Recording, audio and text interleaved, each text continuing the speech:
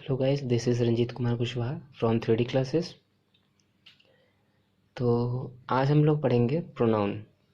इससे पहले आप लोग नाउन की क्लासेस मेरी देख लीजिएगा, जिसका मैं डिस्क्रिप्शन लिंक डाल दूंगा। प्रोनाउन जो है, pronoun is a word that is used in place of noun. मतलब नाउन की जगह पे जो वर्ड यूज किया जाता है उसे हम प्रोनाउन कहते हैं। जैसे अगर हमें हिंदी में एग्जांपल दें, राधा नाचती है, तो अगर हमको राधा का नाम ना पता होता, क्योंकि राधा तो प्रोनाउन प्रॉपर नाउन है, राधा का नाम ना पता होता तो हम क्या लगाते हैं? वह नाचती है। तो वह जो यहाँ पे राधा की जगह पे लगा हुआ है, इन प्लेस लगा हुआ है, सो दिस इज वह, मतलब ही यहाँ पे शी क्या है? यहाँ पे शी प्रोनाउन है। Types of pronoun.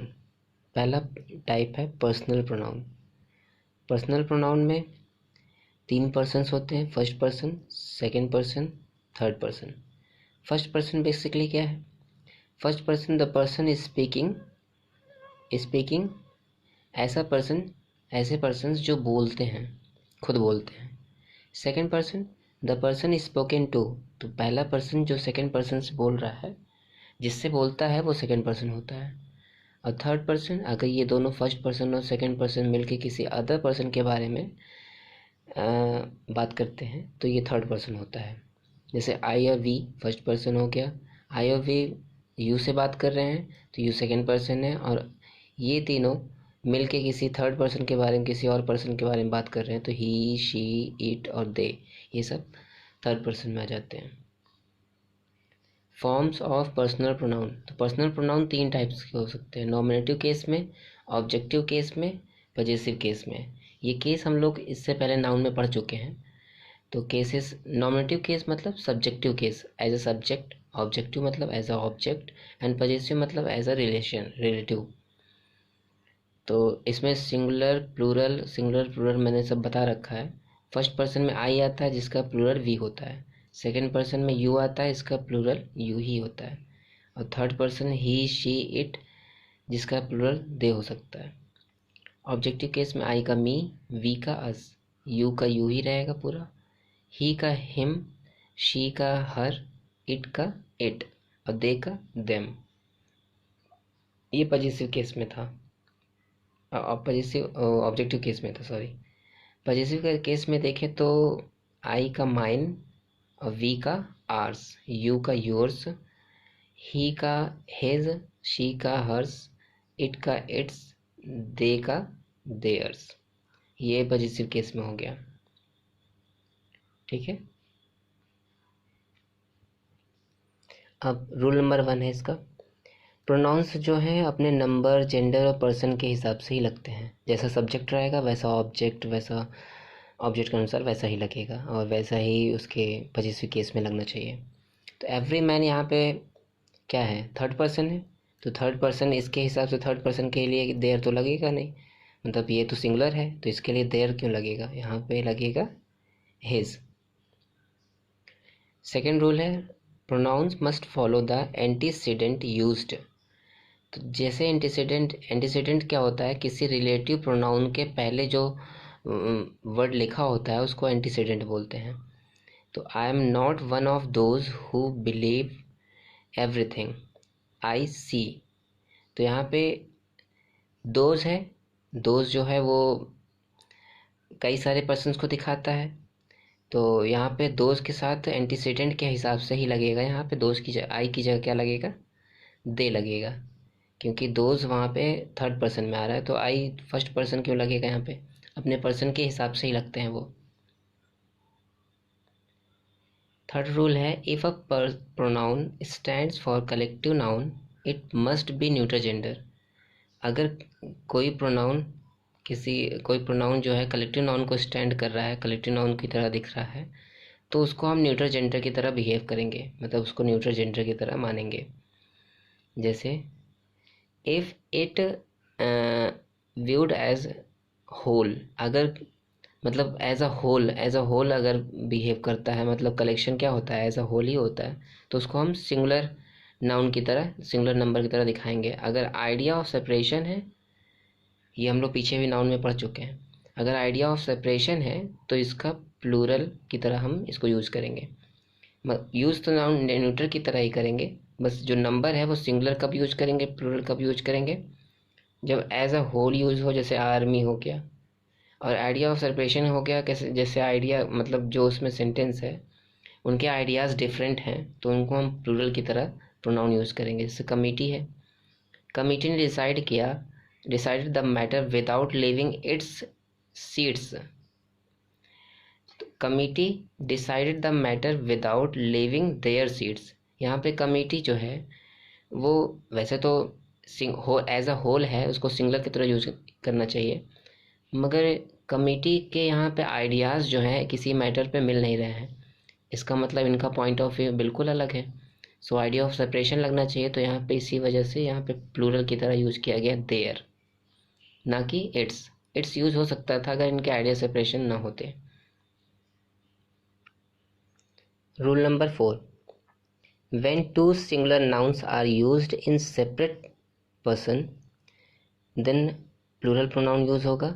अगर दो सिंगुलर नाउन है और हमने उनको किसी कंजंक्शन से ऐड करके लिखा है, तो उनके लिए जो प्रोनाउन आगे यूज होगा वो प्लूरल होगा। अगर सेपरेट पर्सन्स के लिए हैं, मतलब पर्सन मतलब first person, second person, third person, ऐसे दो नाउन्स यूज किए गए हैं, तो अगर सेपरेट उनका पर्सन सेपरेट है तो वो प्लूरल की तरह यूज होंगे। अगर सेम पर्सन में है तो सिंगुलर की तरह यूज होंगे, सिंगुलर प्रोनाउन यूज किया जाएगा। जैसे Manas and Apu, Manas and Apu third person में आते हैं, ठीक है, थर्ड पर्सन में आते हैं, तो इनको हम कैसे यूज करेंगे, इनको, ये सेपरेट पर्सन्स हैं, ठीक है, मतलब मानस और अपू दो लोग हैं, तो इनके लिए हम क्या यूज करेंगे, प्लूरल यूज करेंगे। तो यहाँ पे हिज की जगह क्या लगेगा, यहाँ पे हिज की जगह देयर लगेगा, देयर। नेक्स्ट है the chairman and managing director of the company granted his approval. अब यहाँ पे हिज क्यों लगा है, क्योंकि यहाँ पे चेयरमैन और मैनेजिंग डायरेक्टर दोनों एक ही पर्सन है। चेयरमैन एंड मैनेजिंग डायरेक्टर दोनों एक ही पर्सन है, एक कंपनी के दोनों एक ही पर्सन है, दो पोस्ट है इनकी, इसलिए यहाँ पे इसके लिए सिंगुलर लगेगा। ईच एंड एवरी, अगर ईच एंड एवरी आता है या ईच अगर किसी सेंटेंस यूज हुआ है या एवरी यूज हुआ है तो ये सिंगुलर की तरह यूज़ किए जाते हैं, आगे प्रोनाउन सिंगुलर लगेगा। एंड आइदर और, अगर नाइदर नॉर ये दोनों होते हैं बीच में, तो इनको भी सिंगुलर की तरह ही यूज़ करना चाहिए। Rule number 5, when a plural and a singular noun used. जब एक प्लूरल और एक सिंगुलर नाउन यूज़ किया जाता है तो हम प्रोनाउन का कैसा यूज करेंगे, प्लूरल की तरह यूज करेंगे, सिंगुलर की तरह नहीं। जब एक प्लूरल और सिंगुलर यूज किया जाए तो हम प्रोनाउन प्लूरल की तरह यूज करेंगे। जैसे neither the father nor his sons, तो यहाँ पे हिज सन्स हैं और यहाँ पे फादर हैं, तो हम किसकी तरह यूज करेंगे, हिज सन्स के हिसाब से यूज करेंगे। तो यहाँ हिज क्यों लगेगा, हिज तो फादर के हिसाब से हो जाएगा। हिज सन अगर होता, सन्स होता है, तो यहाँ पे देयर लगेगा, तो यहाँ पे हिज की जगह देयर लगेगा, क्योंकि हमने इसको प्लूरल की तरह यूज करना है। बच्चों इसको बहुत ध्यान से देखिएगा, रूल ऑफ 1 2 3 एंड 2 3 1, ये रूल काफ़ी इंपॉर्टेंट है। 1 2 3 मतलब first person, second person, third person, and second person, third person, first person, ये ऑर्डर होता है एक। 1 2 3 मैनर में कब लगता है, first person, second person, third person, मतलब फर्स्ट पर्सन ज़्यादा सुपीरियर है और सेकंड पर्सन उससे कम सुपीरियर है और थर्ड पर्सन सबसे लोअर सुपीरियर है। प्रेफरेंस ऑर्डर क्या है, second gives preference first, second जो है वो फर्स्ट को प्रेफरेंस देता है क्योंकि फर्स्ट जो है सबसे सुपीरियर है, और थर्ड जो है वो सेकंड को प्रेफरेंस देता है। तो you and I, husband and wife, have to look after your home. अब यहाँ पे योर लगा हुआ है, तो योर यू के हिसाब से लगा है, जबकि यहाँ पे फर्स्ट पर्सन है तो फर्स्ट पर्सन ज़्यादा प्रायर होना चाहिए, ज़्यादा सुपीरियर होना चाहिए, तो यहाँ पे योर की जगह क्या होना चाहिए, यहाँ पे फर्स्ट पर्सन टेक्स प्रेफरेंस, सो यहाँ पे आर होना चाहिए, आई के हिसाब से आर होना चाहिए इन सब के लिए, क्योंकि आई का माई भी होता है और अब प्लूरल में आर भी होता है, तो यहाँ पे प्लूरल लगेगा are, are home. Second example देखें तो you and Hari have done, you and Hari ये सेकेंड पर्सन है, ये थर्ड पर्सन है, तो सेकेंड पर्सन को प्रेफरेंस मिलेगा, तो यू के हिसाब से क्या होना चाहिए, यहाँ पे योर होना चाहिए। तो ये रूल काफ़ी इंपॉर्टेंट होता है 1 2 3 अब अगर प्रेफरेंस याद रहेगा तो कभी प्रिपोजिशन में कोई वो प्रोनाउन में कोई मिस्टेक नहीं होगी। 2 3 1 मैनर क्या है, strictly speaking this is not a rule applicable on only good manners. अगर अच्छे मैनर हैं तो सेकंड को प्रेफरेंस मिलेगी, थर्ड वाला सेकंड को प्रेफरेंस देगा और थर्ड वाला फर्स्ट को प्रेफरेंस देगा, थर्ड सेकंड को प्रेफरेंस देगा, वन थर्ड को प्रेफरेंस देगा। तो hope you and he, you second है, ये थर्ड है, तो सेकंड जो है सेकंड को ज़्यादा प्रेफरेंस मिलेगा, तो यू के हिसाब से यहाँ पे क्या होना चाहिए, hope you and he will, यहाँ पे विल क्यों लगाया है, ही के हिसाब से विल लगाया है, यहाँ पे will follow it, you and I shall follow it, यहाँ पे विल नहीं लगेगा क्योंकि आई के हिसाब से यहाँ पे शैल लगेगा। Okay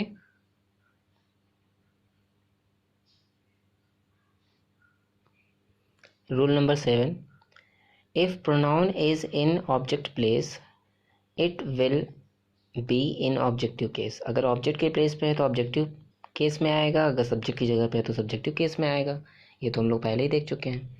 let you and I take a dip into holy river, अब यहाँ पे ये गलत क्यों है, you and I take a dip into holy river, let you and I, अब लेट जो है वो एक क्या है, एक वर्ब है, वर्ब के बाद क्या आता है, ऑब्जेक्ट आता है, तो यू का ऑब्जेक्ट तो यू ही होता है, बट आई का ऑब्जेक्ट मी होना चाहिए, तो यहाँ पे आई की जगह पे मी लगेगा।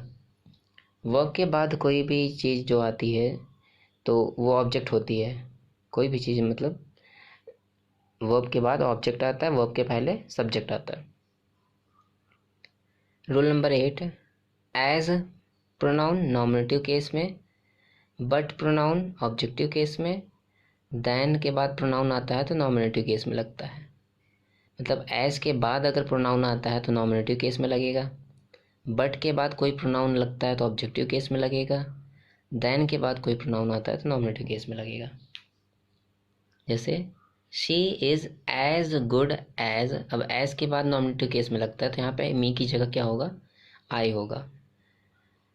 No friend will come to your party but के बाद जो भी प्रोनाउन आता है वो ऑब्जेक्टिव केस में आता है, तो आई की जगह क्या होना चाहिए, यहाँ पे मी होना चाहिए। अगर ये रूल्स याद रहते हैं बच्चों तो कभी भी प्रोनाउन तो मिस्टेक बिल्कुल नहीं होगा आपका, और काफ़ी फिल इन द ब्लैंक्स भी आप अच्छे से फिल कर पाएंगे।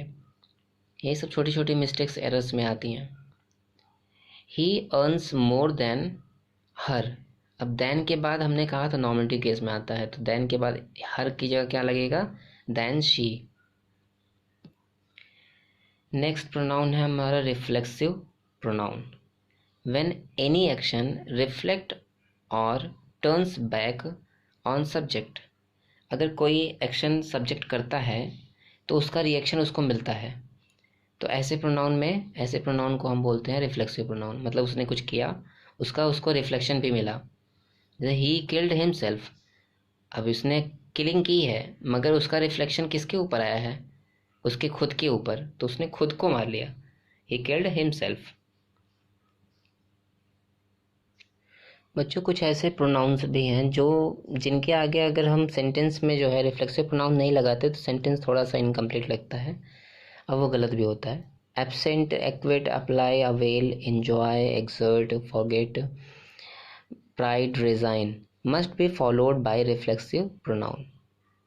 देखिए यहाँ पे I absented from the class, मैं एब्सेंट हुआ क्लास से, सेंटेंस तो देखने में सही लग रहा है, but I absented myself from the class, मैंने अपने आप को एब्सेंट किया था, तो यहाँ पे जो है उसके हिसाब से यहाँ पे सेल्फ लगेगा, तो माई सेल्फ आई के हिसाब से। आई based my self, I based in the river ये भी हो सकता है, but I based my self in the river, this is the correct.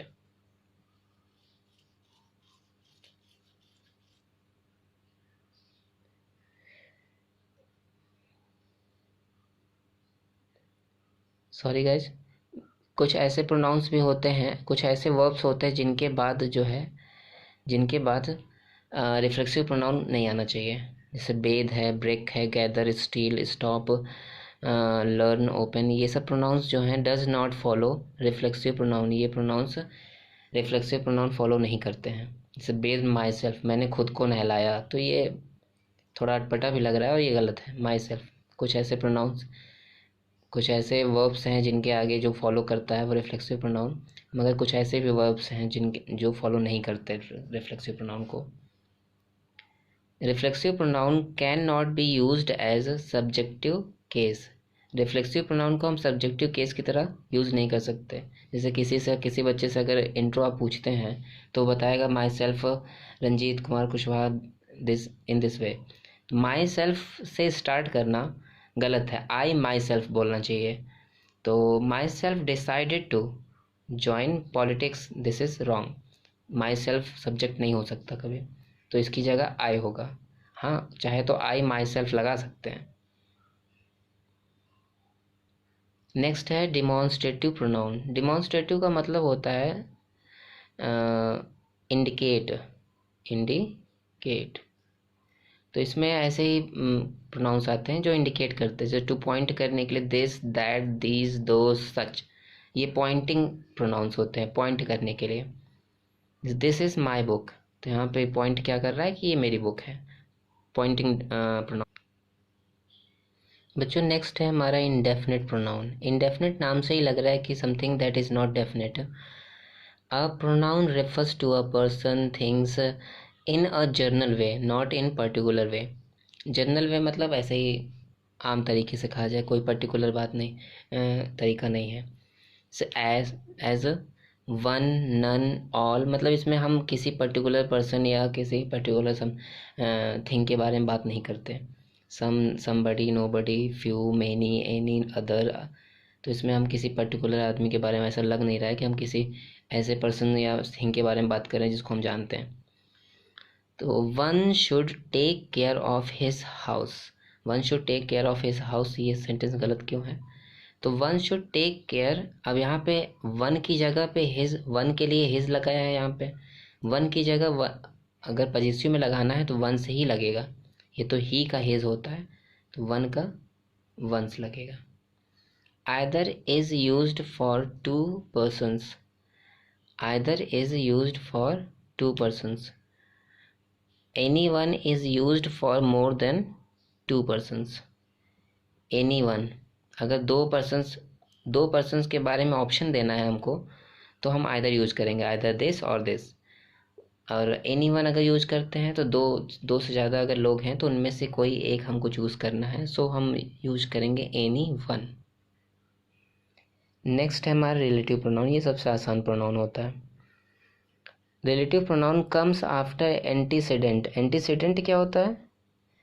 Antecedent पीछे हमने बताया था कि किसी भी अगर कंजंक्शन और रिलेटिव प्रोनाउन, रिलेटिव एडजेक्टिव या रिलेटिव प्रोनाउन के पहले जो वर्ड लगता है उसको एंटीसीडेंट बोलते हैं। It has no possessive case, इसका कोई पजेसिव केस नहीं होता है रिलेटिव प्रोनाउन में। यूज्ड एज कंजंक्शन, इसको कंजंक्शन की तरह यूज़ करते हैं। जैसे वी दोज, ये एंटीसीडेंट है। We those worship, those worship many own money only, are deprived of life once reward. This is not a conjunction. यहाँ पे वी दोज, वी के बाद यहाँ पे दोज लगाया, अगर वी एंटीसीडेंट हो जाता है तो दोज कोई कंजंक्शन नहीं है, दोज कोई कंजंक्शन नहीं है, ना ही रिलेटिव प्रोनाउन है। ये एक डिमॉन्स्ट्रेटिव प्रोनाउन होता है, इसको हम कंजंक्शन रिलेटिव प्रोनाउन की तरह यूज़ नहीं कर सकते। तो यहाँ पे क्या लगेगा? वी हु, यहाँ पे लगेगा who. Rules, pronoun that is preferred to who और विच, दैट प्रोनाउन जो है आजकल काफ़ी इंग्लिश लैंग्वेज में चलन में है। हु और विच की जगह लोग दैट यूज कर देते हैं, क्योंकि हु और विच में थोड़ा सा डिफ्रेंशिएट करना पड़ता है। ये लिविंग बॉडी के लिए है, ये नॉन लिविंग बॉडी के लिए है, और वेरी लिटिल एनिमल्स और insects. After adjective is in superlative degree, अगर एडजेक्टिव जो है वो सुपरलेटिव डिग्री में है तो उसके बाद हम रिलेटिव प्रोनाउन लगाते हैं। After all, some, any, that, nothing, only, after antecedent, after interrogative pronoun, interrogative pronoun के बाद भी लगाते हैं। It was the best food which, यहाँ पे विच गलत है, क्यों? ये सब रूल्स जो हैं हम दैट क्यों कहाँ कहाँ लगा सकते हैं उसका है। दैट हम हु और विच की जगह प्रेफर करते हैं। क्यों प्रेफर करते हैं ये यहाँ पे दिया है।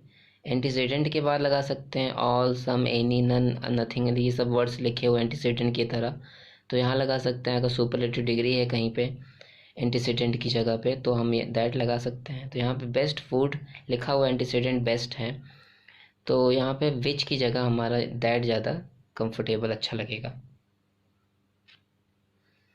Question sentence, what is there which may be asked. What is there यहाँ पे क्वेश्चन सेंटेंस है। क्वेश्चन सेंटेंस में भी अगर एज अ एंटीसीडेंट यूज होता है तो यहाँ पे विच की जगह दैट लगेगा। A possessive pronoun should not used as antecedent, possessive pronoun को हम एंटीसीडेंट नहीं बना सकते। जैसे यहाँ पे हिज है, अब यहाँ पे हिज को हिज बैटिंग लिखा हुआ है तो यहाँ पे हिज जो है पजेसिव प्रोनाउन है, तो इसको हम यहाँ पे एंटीसीडेंट की तरह यूज नहीं कर सकते। सो यहाँ पे क्या होगा, बैटिंग ऑफ हिम होगा, यहाँ पे हिज बैटिंग नहीं होगा, बैटिंग ऑफ हिम होगा, तब ये जाके हु जो है रिलेटिव प्रोनाउन करेक्ट हो जाएगा। Relative pronoun what is used without antecedent. अब व्हाट जहाँ पे यूज होता है रिलेटिव प्रोनाउन, जैसे दैट, विच, हु, ये सब यूज होते हैं, तो व्हाट जहाँ पे यूज होता है अगर रिलेटिव प्रोनाउन की तरह यूज हो रहा है ये, तो इसमें हम कोई भी एंटीसीडेंट नहीं लगता। जैसे आई मीन दैट व्हाट, अब दैट यहाँ पे लगाया है और व्हाट, तो व्हाट यहाँ पे वो जो है क्या नाम है रिलेटिव प्रोनाउन है, और दैट एंटीसीडेंट यूज हो रहा है तो एंटीसीडेंट नहीं लगता इसमें, तो यहाँ पे आई मीन व्हाट टू से। Interrogative pronoun very easy, when, which, who, what, which, who, ये तीन होते हैं। अब व्हाट की जगह समथिंग कोई चीज़ हो सकती है, जैसे कोई ना कोई, जितने भी प्रोनाउंस हम पढ़ रहे हैं इनकी जगह पे अगर हम नाउन यूज़ करें तो यूज़ हो जाएगा। इस चीज़ को हम चेक कर लेते हैं। What of the pictures, what of the pictures, pictures में क्या, what of the pictures do you like the best, do you, in pictures में तुमको सबसे अच्छी कौन सी लग रही है, तो पिक्चर्स किसी पिक्चर का नाम बताएगा वो, तो यहाँ पे ये क्या है इंट्रोगेटिव प्रोनाउन है। विच भी लगा सकते हैं इसकी जगह। नेक्स्ट है which book is yours, which book is yours, यहाँ पे विच जो है वो एडजेक्टिव की तरह वर्क कर रहा है। Book, which book is yours हो सकता है वो रेड बुक बोले, रेड बुक, और बुक का नाम बताए। अगर वो रेड बुक बोलता है तो ये एडजेक्टिव की तरफ वर्क हो जाएगा, ठीक है। विच इज़ योर बुक, यहाँ पे ये प्रोनाउन है, यहाँ पे वो बताएगा which is your book, Ramayana कुछ भी बोलेगा, मैथ्स बुक बोल सकता है। एक और आता है एम्फैटिक प्रोनाउन, एम्फैटिक प्रोनाउन, ये रिफ्लेक्सिव प्रोनाउन से मिलता जुलता है, जैसा रिफ्लेक्सिव प्रोनाउन होता है वैसा ही होता है। रिफ्लेक्सिव प्रोनाउन क्या होता है, किसी सब्जेक्ट पर जोर देता है, सब्जेक्ट के एक्शन का रिएक्शन होता है रिफ्लेक्सिव प्रोनाउन, रिफ्लेक्स करता है। और एम्फैटिक प्रोनाउन जो होता है ये किसी सब्जेक्ट को जोर देने के लिए होता है। आई helped him by my self,